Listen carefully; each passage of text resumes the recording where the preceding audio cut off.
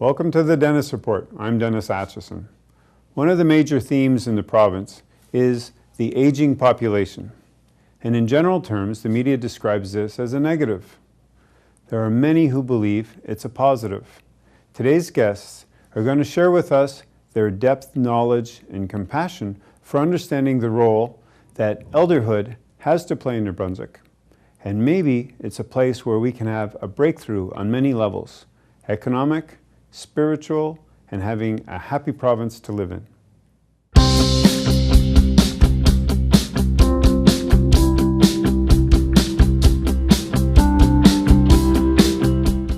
Our guests today are going to walk us through a new narrative on aging. Bill Randall is Professor of Gerontology at St. Thomas University in Fredericton, New Brunswick, and Barb Burnett is the Executive Director of the Atlantic Institute on Aging. Thanks so much for being here. Thank you. Lots of places we could start the narrative on aging.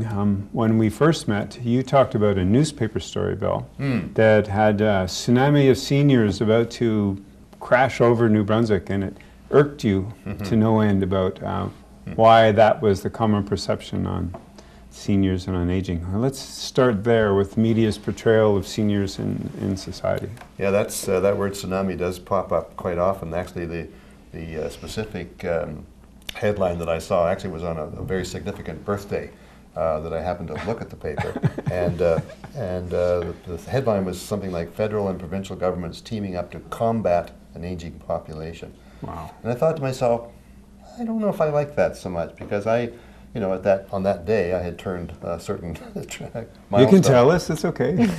And I thought, they're going to line me up and shoot me, sort of. Anyway, just being silly here, but. No.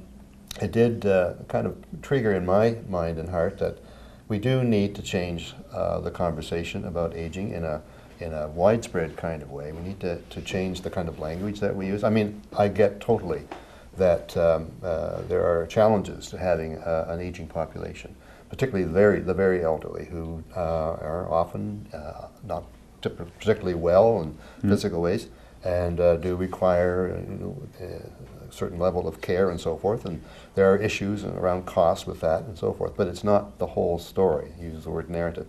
It's not the whole story about our aging population. As Barb often points out, as many as 90% or more of people 60 and over, 65 and over even, are not living in nursing homes, are not living in special care homes, are not in hospitals, but are living active, productive, engaged lives and contributing in many rich ways to the social wealth of our New Brunswick society and beyond. Yeah.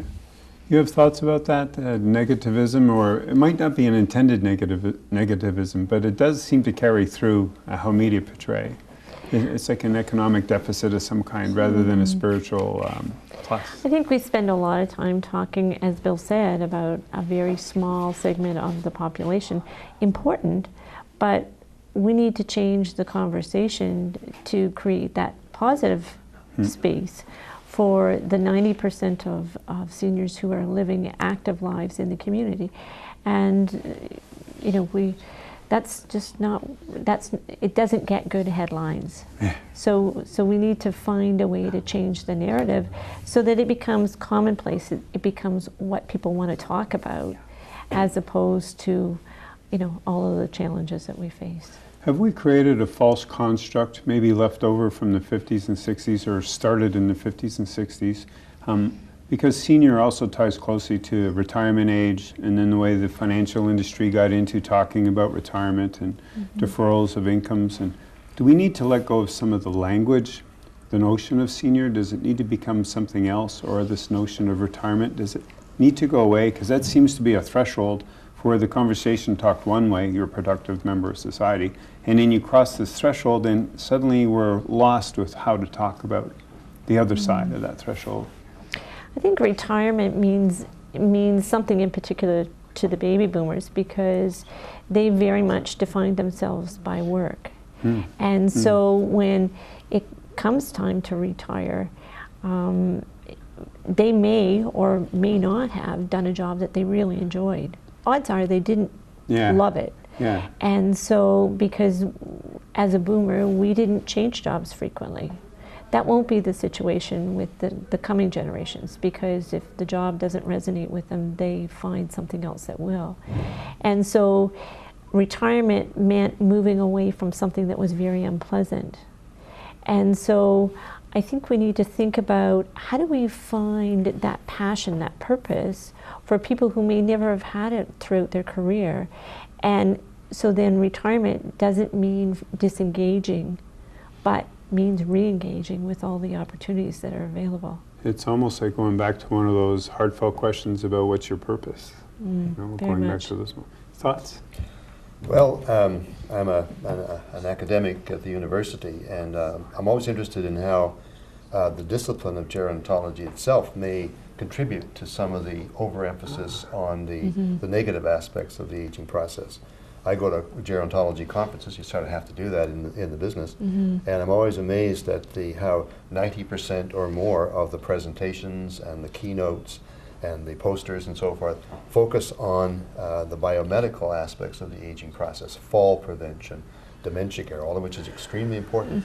Very, very few presentations on wisdom and later life, spiritual growth in later life, exploring and sharing your story in later life. All of the kind of more positive aspects, I think, of the aging process that doesn't make it onto the radar within the academic community itself, of academic gerontologists. So that's, we have to take some responsibility, I think, as gerontologists for that overemphasis in our society on the negative, on the narrative of decline, as it's been referred to. Don't you think that some of the progress that we've made from a medical perspective has changed that as well? 30 years ago, people who are aging were certainly not as well, and so it's a question of the change has been gradual, yet we haven't necessarily reshaped our society and our thinking over that time. Maybe playing with the narrative a little bit, that notion of senior, does that word need to go away, and that frame need to go away? That notion that the threshold of 65 need to go away. And then it's just a life's journey, and there's different phases in a life's journey. Does that help plant the new narrative in a direction? Yeah, no question, language does play a part, and in many gerontological circles, this is a good thing. We're moving away from terms like senior and elderly, and using the more general term, older adults. Because, yes, as you say, I mean, we're all aging from day one. Aging is just a part of being humans and living in time.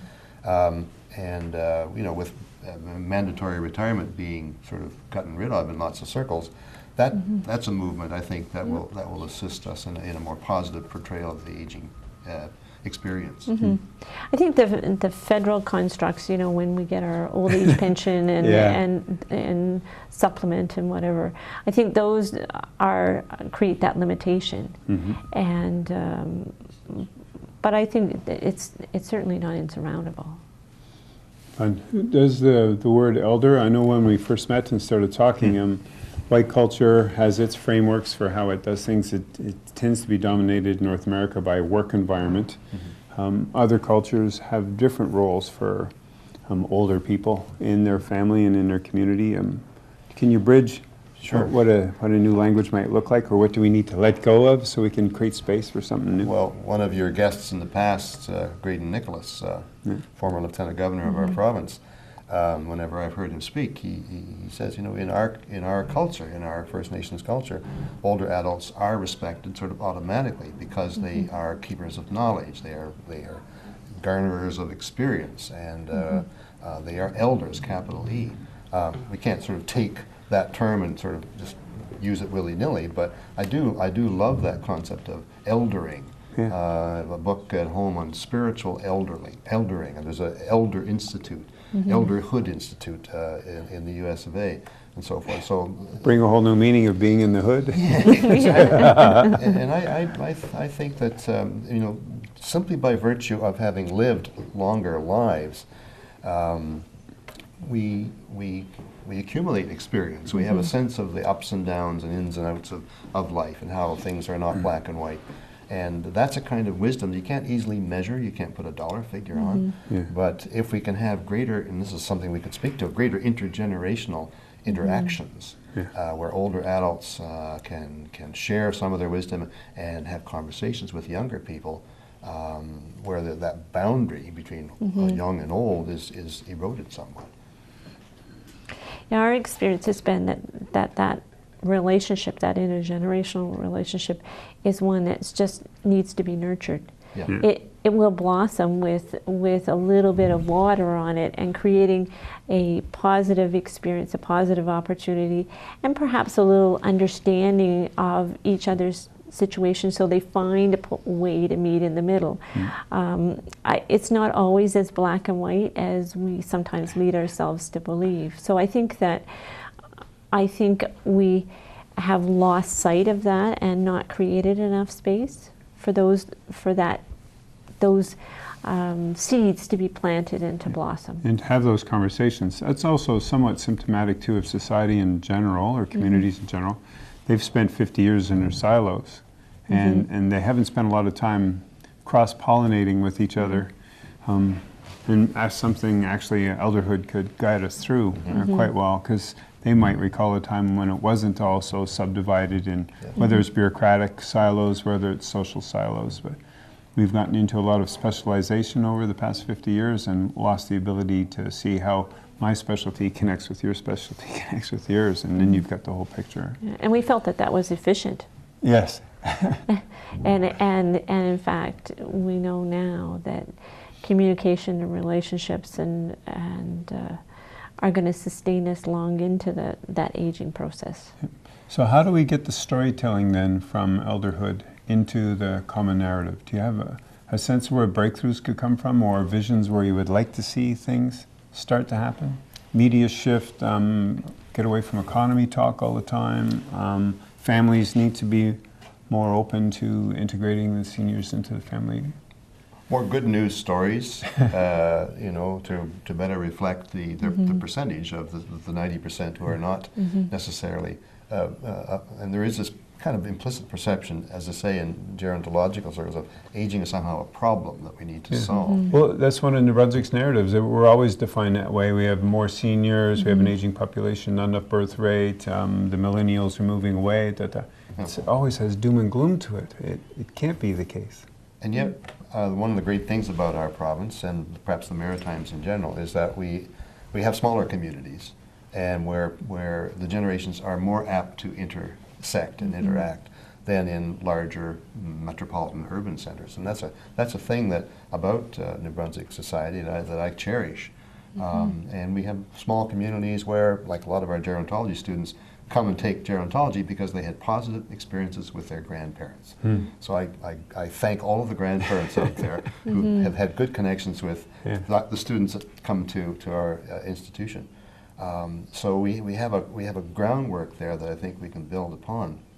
Other thing to mention here is that a lot of older adults themselves, in the circles that I travel, are getting excited about and getting involved in exploring and telling or writing their own stories. Through the Atlantic Institute and Third Aid Center and our gerontology department, we've had quite a rash of movement and excitement in this area. Is there anyone that stands out for you, or one that would make a good example for the audience to know? I'll name names. One of the people who attended a workshop that I had done a few years ago on the importance of writing your story or exploring your story in later life was a retired UNB professor named Vivian Edwards. Vivian said to herself, you know what? I could start a life writing group for fellow seniors, fellow older adults. And so she went ahead and did that. And now, on a monthly basis at Shanix here in Fredericton, they have a room. They meet, and 30 or 40 people from the Fredericton area come together to write their stories, or write stories from their lives and read them, share them with the larger group, and then go back, get all excited, I want to write now this story. And she'd be a great guest sometime because she's so enthusiastic, and the positive benefits that those individuals in that group seem to be experiencing are just terrific in terms of increased sense of excitement about their own lives, increased sense of their own legacy, the wisdom and the stories that they have to pass on to their children and grandchildren. I'm going to guess an increased sense of meaning in life generally. And we have colleagues over in the Netherlands who are doing research that shows that if you take older adults through processes of life review and reminiscence, it tends to increase their sense of personal mastery, their self-efficacy. It tends to increase their sense of meaning in life and to lower any depressive symptoms that they might be experiencing. Great. Yeah, I think, you know, stories are so important. My dad passed in the fall, and he was the best storyteller of all. And I think, you know, when I think back now, we didn't capture those in writing, but I know that I'm not sure that I have that same richness in stories to tell. I think that I think there's a richness that exists with the people we are aging now, that you know, for all kinds of reasons, because of society, because of how we live our lives, you know, the color and the vividness, or maybe it was just him, I don't know. But I think it's somewhat different. I don't think it's I think we have lots of stories to tell, but I think the times are a bit different. Well, as you talk about storytelling, and you're talking mainly in a written form, but as a lighter side, I could see a government program one day to give all these seniors GoPros, and they could just record their stories that way, use new technology and do an oral history. And that could be an excellent. That'd be kind of fun, watching a bunch of seniors walk around with GoPro sticks, talking about where they've been and what they've done. Yep. Being silly, but it's true, to capture the narrative. Yep. But then it gets to, so that can help change the narrative, because the seniors can tell their stories, or the elderhood can tell its stories. But there's a practical element, or an implementable element, that could help the generations that are coming up behind not make the same mistakes, or to tap into that wisdom, rather than just, because telling the stories for the sake of the stories is good, but there's a greater impact probably that could come if you could connect the generations, like you mentioned earlier, and save a lot of time. I'm thinking a quick anecdote: MB Power or any government agency, it gets to be budget time, they look at parachuting some people out.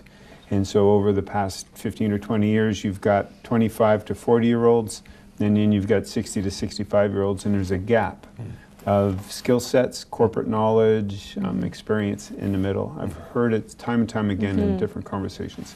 Societies might struggle from the same thing in general. I think this the whole role of older adults in the workplace and in our communities as mentors, whether of formal knowledge or informal knowledge that they have acquired over the years.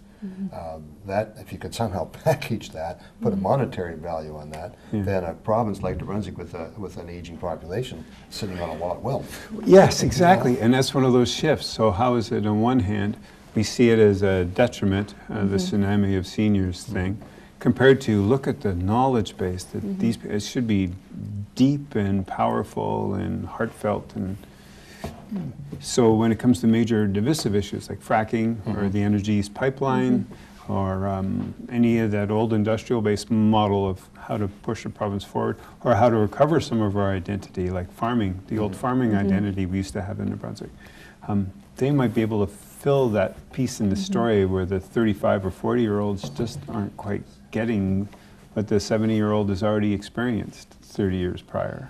Yesterday I had a conversation with Betty Daniels, who leads the Meals on Wheels group here in the city, and she was saying that, you know, the people who are delivering Meals on Wheels are 70s and 80s. Yeah. And many of them have been doing it for many, many years, and so, and there may be a role for them to mentor the new ones that are coming to do that very thing. So yes, I mean, I think that I think many people who in their later life are very, very active and have lots of wisdom to share. Yeah, it's creating forums or fora where older adults can interact in an environment with younger people and somehow funnel that knowledge that experience, that sense of the complexity of issues and of life to younger people, and another flow as well from the younger people to the older adults, so that you're all about connection, so that we are connecting in deeper, sort of more human ways. Because whether you're 90 or 19, we all have a wisdom. Gary Kenyon and I call it ordinary wisdom. We all have a wisdom that pertains to our unique life journey and life story. And I remember a colleague of mine at St. Thomas University was exploring ways in which to bring older adults together with youth at risk in a kind of a sort of a formal sort of environment.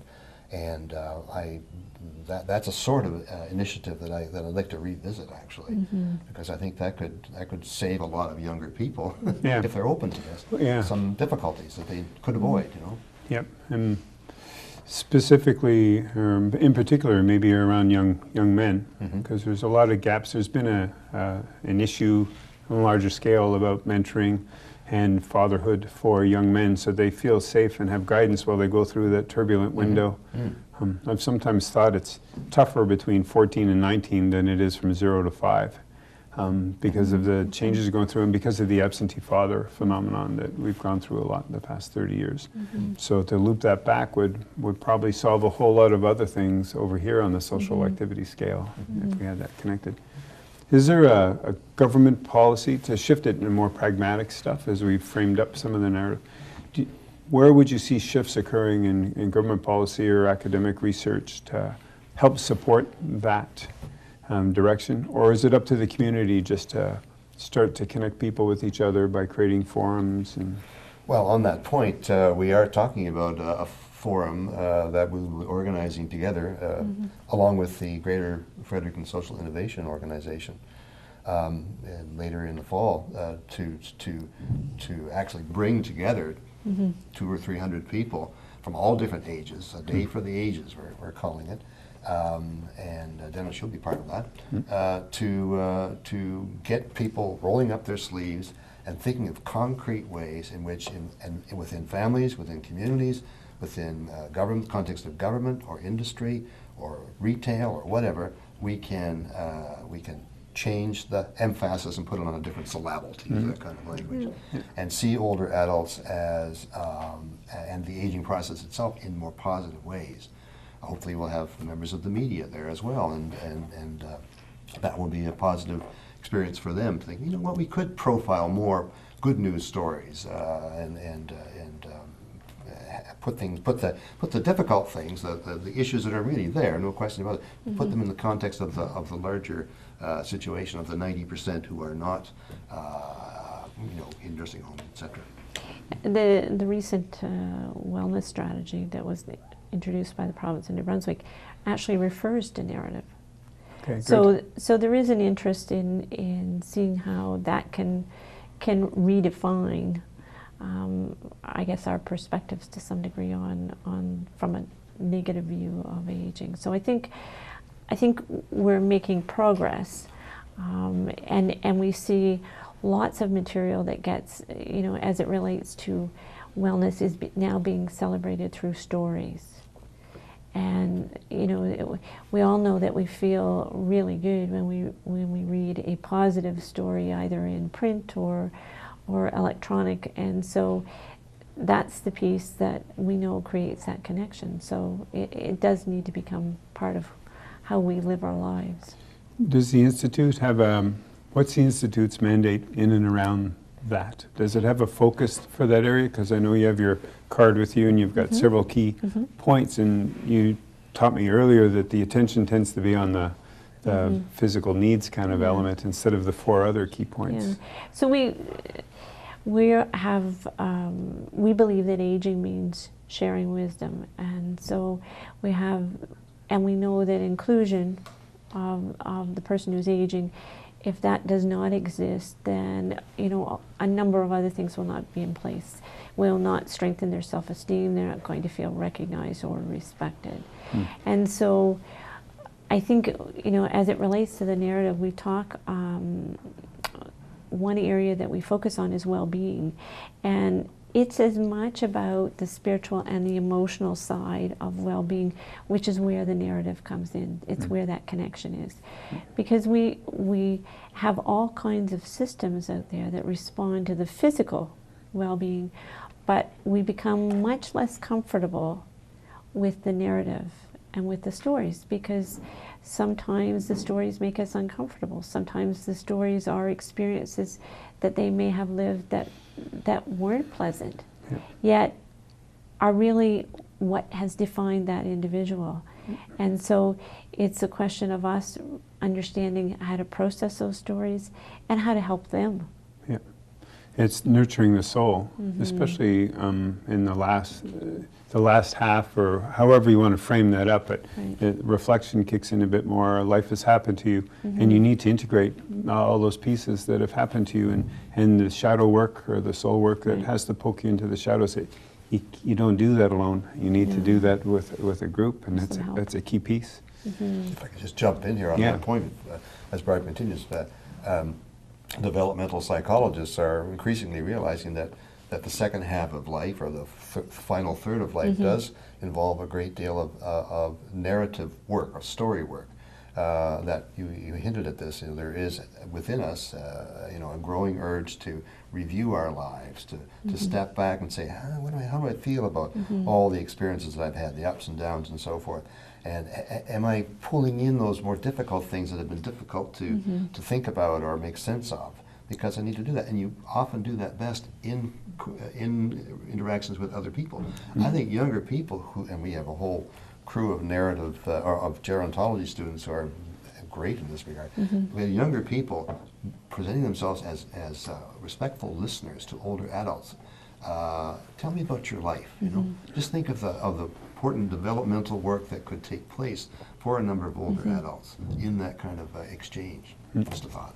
Some of the examples where students have been involved in the narrative exchange with people who are aging, relationships have blossomed. They've found commonality that they didn't know existed, and some of the students that we've had have said, we didn't think we were interested in working with aging, and yet a whole new world has opened up to them. Yeah, resonated for them. Your care center here in Fredericton has had a program for a number of years now called their Narrative Care Program, which is really a wonderful kind of process. And Graydon Nicholas has spoken to this before in some of his presentations. You have particular residents who are invited to talk about their lives with a volunteer, with a student, with a family member, and over a period of weeks their life story is recorded, written up in kind of a book, and then it's presented in a digested form as a 15 or 20 minute video. It's then shown in a public ceremony that happens once a month at your care center, and that can be attended by 50 to 100 people from all throughout the community, within the institution itself, and that affects a kind of a positive tsunami, if you could put it that way, of respect. And oh my goodness, I didn't realize that Mrs. Smith in room 42 had done all these things, or that she's, accomplished all this. And the quality of care that a resident thereafter receives is going to have a richer quality to it. This would probably be a good spot for us to pause for a moment or two. So we'll be right back. We have to pause for a moment to put in some community announcements. Thank you.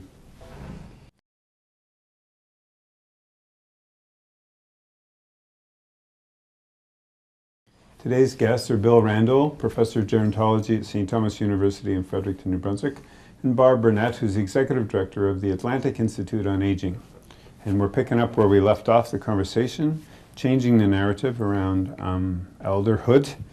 And do we have some examples of where this has happened already? Do you have cultures or examples in New Brunswick where they've made that shift?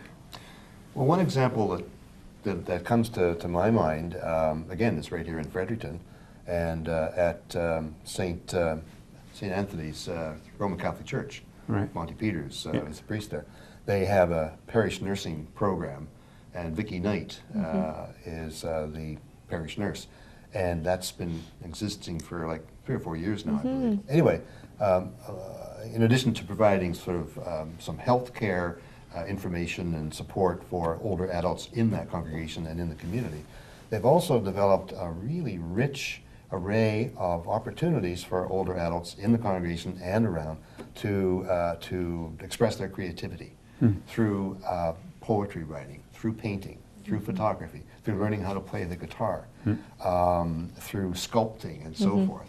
And I have a course I teach every year at St. Thomas in our gerontology program, the main theme of which is humor, play, and creativity in later life. Because I really want the students to have a sense that it's not all about, you know, problems that need to be solved and worked on, but it's about the positive potential in our souls and in our hearts and in our spirits of the aging process. There's a freeing aspect to the aging process. You get free, you don't sweat the small stuff quite as much. I mean, you know, you look at life with a bit more of a gentle irony and so forth, and that comes through in the enthusiastic ways in which older adults all across the board in North America and beyond are discovering their creative activities or rediscovering their creative activities and discovering in that sort of activity different dimensions to themselves. And the wisdom and so forth that runs through their unique life journey gets expressed and then can be shared with other people, younger people. The Institute has partnered with Arts MB for that very reason, and so we've hosted a voice workshop on the Miramichi, and that was really interesting and very empowering for those people who participated. Recently, we hosted a dance workshop in Moncton. There's a huge opportunity here because Arts MB was interested in that many of their artists are aging, and they felt that there was interest on their part as well in continuing to play a role in society, and perhaps with some people who were their age or thereabouts. So I think you know, arts and creativity, you know, we've not tapped into that. The Institute has also done some work with music and the role of music in aging, and I think all of these things on the periphery, away from the medical model, we've not really delved into those. We understand there's some science behind that, but what we're finding is there's science behind some of these other things as well. Yeah. Well, yeah, and there's metaphysics and a whole lot of quantum leaps that can happen when you tap into listening from a different place or knowing from a different place. I want to make a touch of a turn because it popped in my head as you spoke. For those that are economy focused, and New Brunswick has challenges, and what role would seniors have to play? So far you've mainly spoken to kind of the creative aspects and the soul fulfilling and integrating aspects. Is there potential, the same way the millennials will be trying to be social entrepreneurs and IT knowledge-based stuff, is there a similar potential for a movement amongst the elderhood? Because you've described it in not quite recreational terms, because it's deeper than that. But is there also a business case to be made for some of these things? All that corporate knowledge, all that life experience that's in there, so someone hits 70 and they decided to start a business, just like a 25-year-old might be taking some skateboards and trying to manifest it into something bigger? So is there a potential for the senior population or the elderhood population to have an impact on the economic development of New Brunswick? I think so. I think if we were to ask somebody who's at retirement or near retirement if they'd like to continue to work doing exactly the same things, they probably would say, no, thanks, we're fine. If we were to ask them to do, if they'd like to do something that they almost considered a hobby, of course they'd be interested in that. And so how do we find that sweet spot, that place of their purpose and their passion, and how do we work with them to identify that? Because many may have never experienced that throughout their career. We know we run into people every day who, you know, have a big smile on their face, can't wait to get to work. And then there are others who are going to work and getting through the day. And so how do we find that spot for people who are aging who may not have lived that? How do we help them? And so we've done some work at the Institute a little bit in helping people find that sweet spot by using a psychometric tool to find where their interests might be. And that, I think, will open new doors, whether it's paid employment, whether it contributes to the economy, or maybe it's, you know, a volunteer experience that they wouldn't have considered before. You know, there are things that I was speaking with someone today and they said, you know, I'm not crafty. When I retire, I don't want to craft. And I said, I have lots of yarn at home because I thought I wanted to knit. Yeah. But there are other things that I very much like to do. And so if I find that sweet spot, it's very easy for me to do that and I don't tire. So I think we just need to help people understand that it doesn't have to be, you know, a time of contraction, but in fact can be a time when they expand. Yeah. Thoughts, Bill? Well, there must be a way of doing a kind of an inventory of the passions and the activities that older adults have that they want to explore and express, and in that way contribute. I mean, a lot of my baby boomer buddies and pals who are approaching or have gone through retirement are still energetic. They have passion, they have drive and so forth. They don't want to just do nothing. Thank you very much. But sometimes you know, it's hard to know how to channel that energy and that drive and that desire to give back. Generativity is the fancy term that psychologists use. When maybe there aren't presently, at least, existing sort of ways to say, hey, I can do this, I want to do that. Can you connect me up with an organization who can benefit from my knowledge and my experience, my track record, and so forth? It's similar to the fun notion of seniors and elders telling their story using GoPros. But to apply it to one of the challenges for the province, which is its economy, and if we accept that retirees have a wealth of knowledge and expertise, then maybe we need to have incubators for business models like we have for the 25 and 35-year-olds to come up with what that would be. And maybe that addresses the north part of the province's challenges.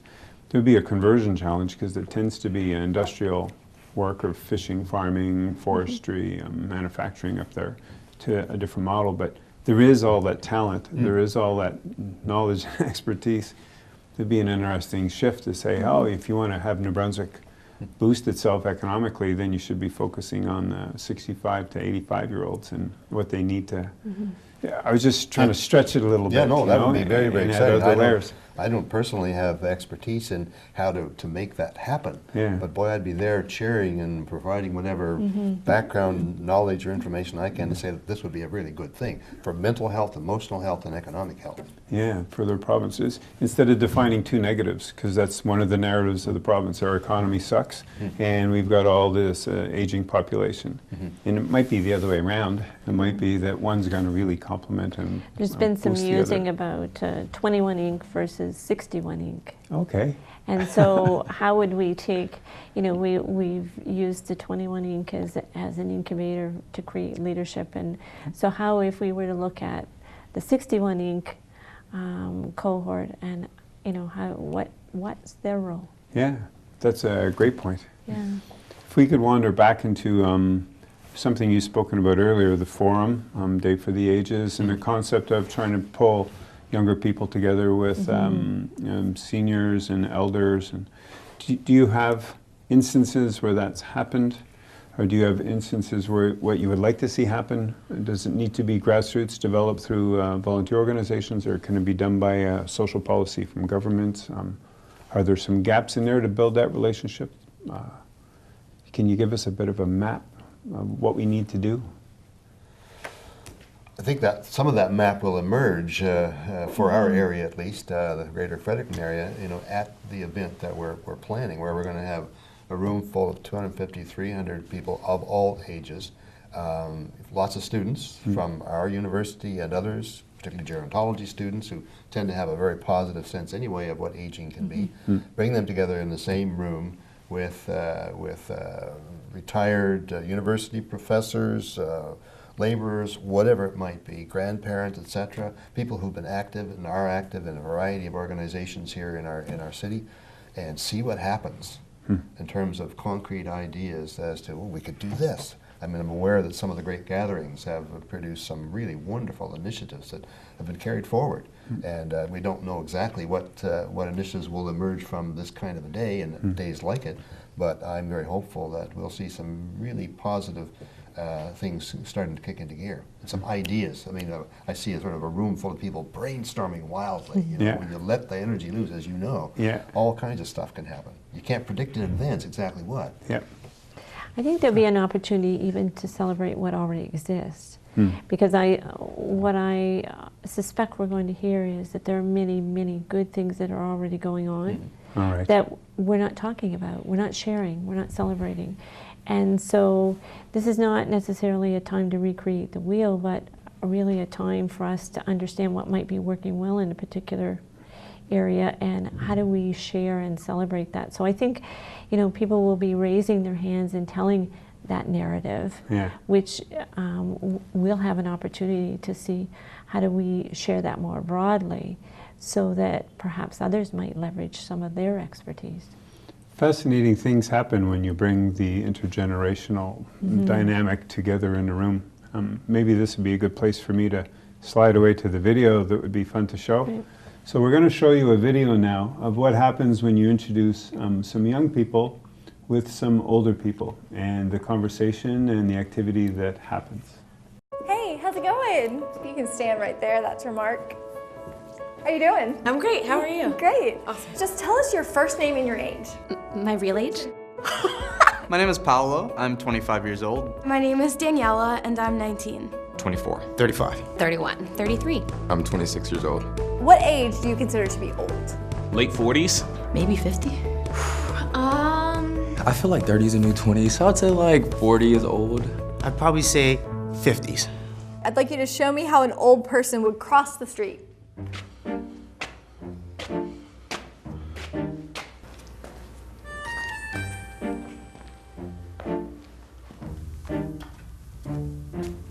Show me how an old person would send a text message.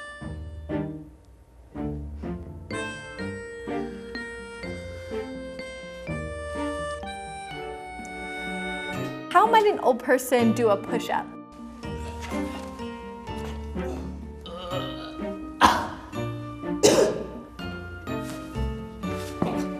What about jumping jacks?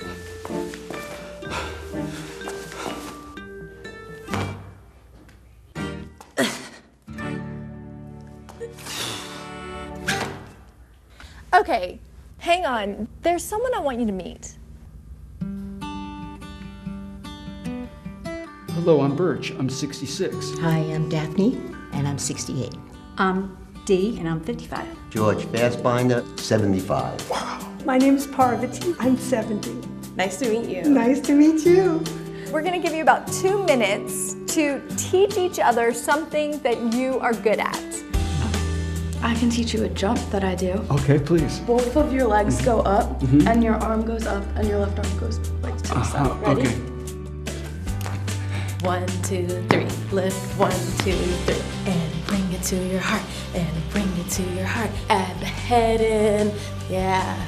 You want to try to get your balance and raise up. Now, you can bring your legs and your feet up. It's hard, right? Yeah. 1, 2, 3, 5, 6, 7. So when you come out of a turn, either way, you go back to that basis. Over. Now forward.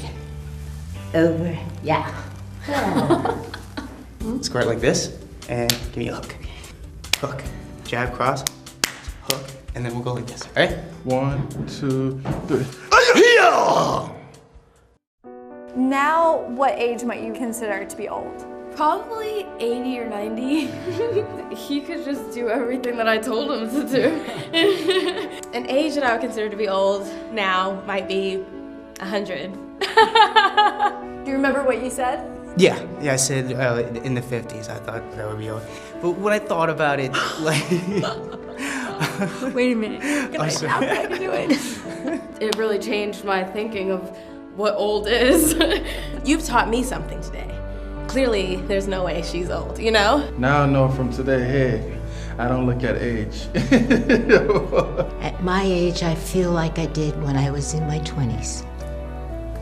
There's so many things that I still want to do. There's so many things that I can do. As long as I'm growing and learning, then age doesn't matter. When people start stopping, that's when they start getting old. Thank you.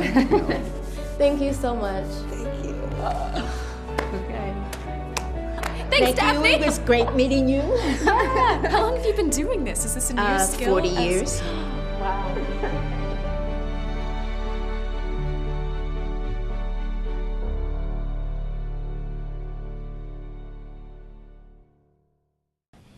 Good, so we hope you enjoyed that video clip. It gives you a real-time experience of what it's like when young people meet some older people and they find something they have in common.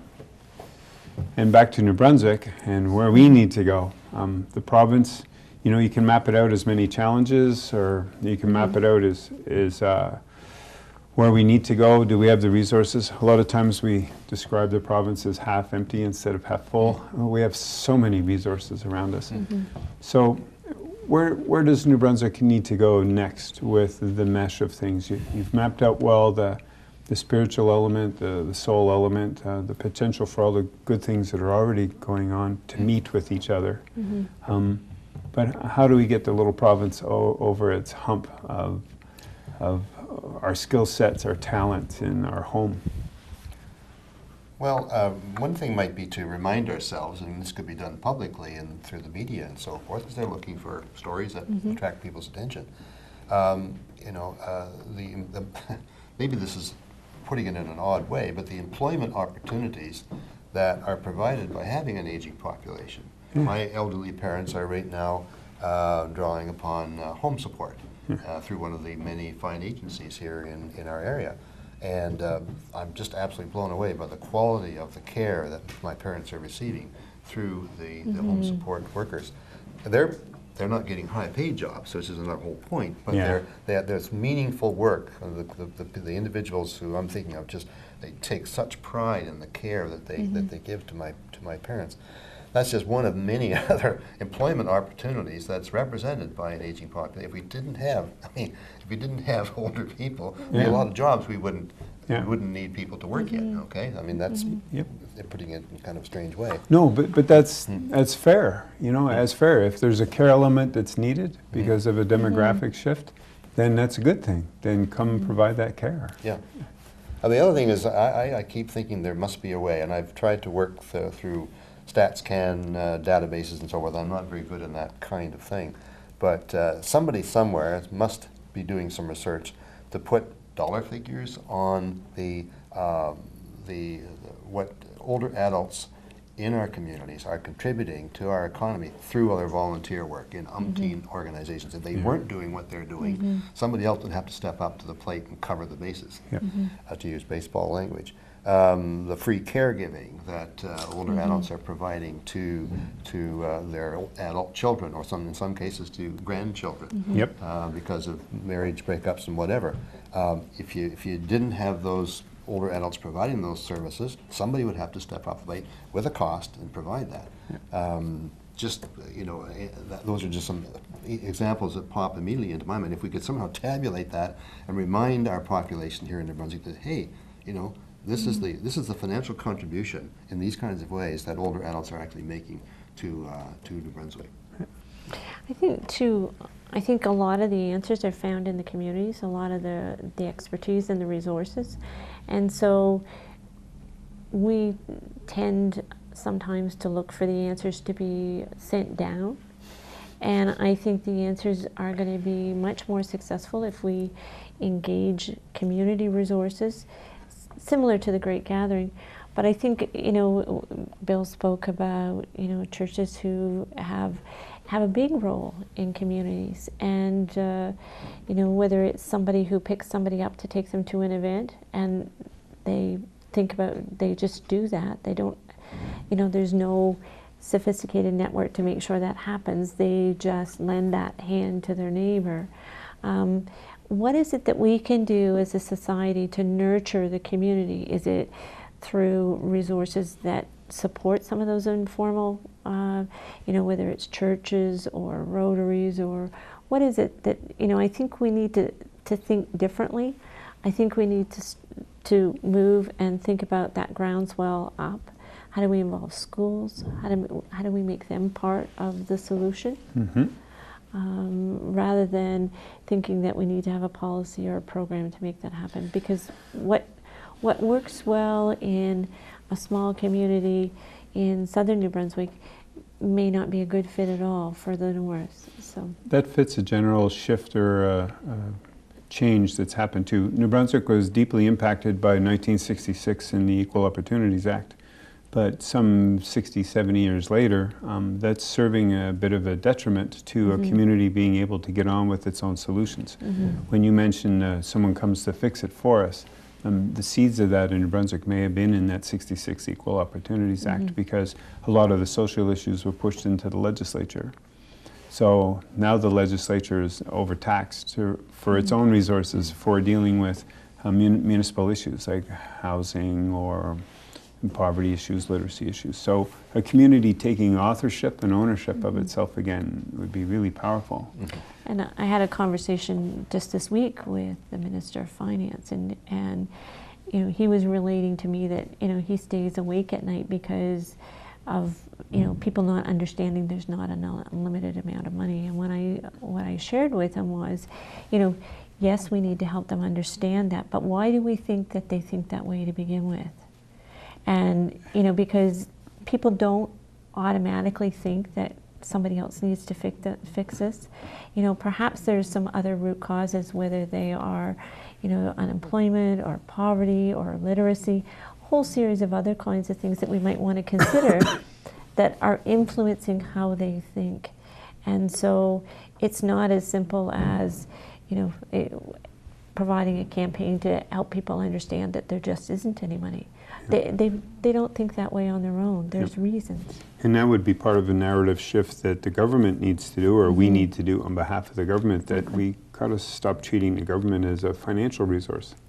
You know, they're not just there to allocate money. Their responsibilities are about balancing the parts, not just doling out cookies. But that'll come when a community takes over its own mandate, which will need leadership, which will come from the elder population to help guide us through that stuff. If I could return to a point that we touched on earlier on, it's kind of it's a bigger issue here as well, and that is that a lot of older adults may internalize this narrative of decline that's floating around in our Western world in general. It's not their fault that they're doing that, because it's so powerful and it's so omnipresent. All the products are aimed at younger buyers and so on and so forth. But I like to think, and my colleague Gary Kenyon often says, you know, it's not aging, it's changing. Life is changing. And a simple point that I go back to, you mentioned quantum physics and so forth earlier. There's an eminent gerontologist by the name of Leonard Hayflick, who was president of the Gerontological Society of America one time, wrote a wonderful little book called How and Why We Age, which is all about the physical changes and so forth that we need to be aware of and that create sort of conditions and concerns. But he says, you know what, if you ask the question, how old are we really? And you think about the molecules and the atoms of which we are made up, we're all made up of stardust, ultimately.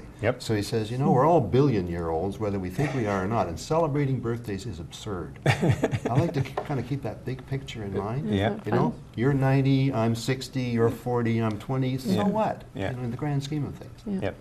It's fun. It comes from a different place, and the fact that we're all stardust, and we all have more in common than we have different. So that goes back to that divisiveness from the 40s and 50s through specialization, and then it gets into a power struggle, and we need to let go of that. Are there other things in our community or perceptions we need to let go of? Because by inference, we've been talking about letting go of the old models of how we're looking at aging. Is there other things that come to bear and influence it? You've talked about the media, you've talked about some social policy. There are other things that need to be let go of when it comes to aging, even within the aging population itself. Can they see themselves as immortal stardust, you know? Well, letting go of some of those storylines that we've maybe internalized about I'm old, therefore I really can't do anything more, and you know I should be pulling back and retiring, and you know, and let the younger people go, which is there's some truth to that, I guess you might say, but life does not end when you turn 65. There's a lovely line. I might have framed the question awkwardly for you, so apologies for that. Tom Robbins, in one of his books, Still Life with Woodpecker, ends it with an epilogue that he handwrites, and he said, 2 lessons I've learned about life, and number 2 was it's never too late to have a happy childhood. Yeah. I love that line. You know? So is there something about that, to have a happy childhood, or the whole notion of happiness? Because it's one of the themes that keeps coming up. Do we need a different measure for our society and our province? Could it be happiness at last? Well, we know that you know, research shows that seniors, even people who perhaps are in the last trimester of their life, even though their physical well-being may not be as strong as it would have been in the middle years, their happiness scores are higher than the middle. And so I think it's an opportunity for us just to take that and say, okay, so let's think about what's right as opposed to what's wrong. Yeah. Thoughts? We become better, so we're told, at emotional regulation as we get older. There's better cooperation between left brain and right brain activities. So the creative juices, in a sense, are primed as we get older, and the desire to step back and make sense is increased. But you know, life is we bring it on a gentle sort of irony, I think, increasingly to life, and we don't sweat the small stuff as much. We're not as materialistic as we get older in the main. Those are good things. Those are great things. This is a perfect place to stop. I'd like to say thank you so much for coming. I have a sense we'll be doing this again at some point, because it's a major conversation to continue on. So thanks so much. Thank you. Great. And thank you for watching. At some point, this show will also be posted on the Dennis website, Dennis Report website, which is dennisatchison.com. Any links will be there for the Atlantic Institute on Aging and anything out of St. Thomas with Professor Randall. As always, thank you for watching. Hope you enjoyed the show. A powerful topic. As always, be good, have fun, and love each other.